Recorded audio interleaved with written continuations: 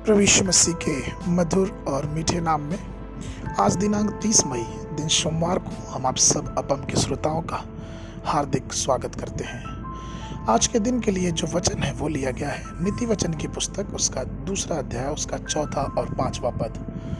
वचन इस प्रकार से कहता है, और उसको चांदी की नाई ढूंढो और गुप्त धन के समान उसी की खोज में लगा रह, तो तू यहोवा के भय को समझेगा और परमेश्वर का ज्ञान तुझे प्राप्त होगा। प्रभु मेरे प्रिय लोगों, सभी खजानों में बुद्धि सबसे महत्वपूर्ण है। बुद्धि अपने आप आपके पास आ जाएगी, बस उसको ढूंढने और आपको अपने जीवन को नियंत्रित करने की जरूरत है। उसे चांदी के रूप में तलाशे और छिपे हुए खजाने के रूप में जब हम उसे खोजते हैं तो नीति वचन का लिखने वाला कहता है कि हम उसे पा सकते हैं। प्रेरित याकूब अपने पत्र याकूब की पुस्तक, उसका पहला अध्याय, उसके 5वें पद में कहता है, पर यदि तुम में से किसी को बुद्धि की घटी हो तो परमेश्वर से मांगे, जो बिना उलाहना दिए सबको उदारता से देता है और उसको भी दी जाएगी। प्रभु मेरे प्रिय लोगों, ईश्वर से बुद्धि मांगे। क्यों मांगे? क्योंकि उसने सुलेमान को असीमित बुद्धि दी थी। क्योंकि ईश्वर किसी का पक्षपात नहीं करता और वो किसी को ज्यादा और किसी को कम ऐसा नहीं देता, लेकिन वो मनुष्यों के हृदय और मनुष्यों की मांग को देखना चाहता है। जब राजा सुलेमान के विषय में देखते हैं तो पहला राजा उसके 3 और उसके 10 अध्याय में हम देखते हैं कि राजा सुलेमान के पास सब कुछ था कि वो परमेश्वर से मांग सकता था, लेकिन फिर भी उसने परमेश्वर से सिर्फ बुद्धि मांगी।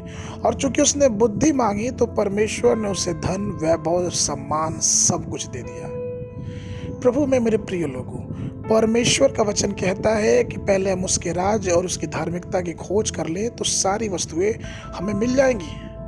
हमें आगे कौन सा काम छोटा है, कौन सा काम बड़ा है, उससे पहले हमें ये जानना है और ये बुद्धि की बातों को समझना है कि सारी आशीषें परमेश्वर के हाथ में है। इसलिए आइए हम पहले उसके राज धर्म की खोज करें, जिसे प्रभु का वादा है लुक्का उसके 21:15 में कि मैं तुम्हें ऐसा बोला और बुद्धि दूंगा, मैं तुम्हें ऐसा बोल और बुद्धि दूंगा कि तुम्हारे सब विरोधी सामना या खंडन न कर सकेंगे।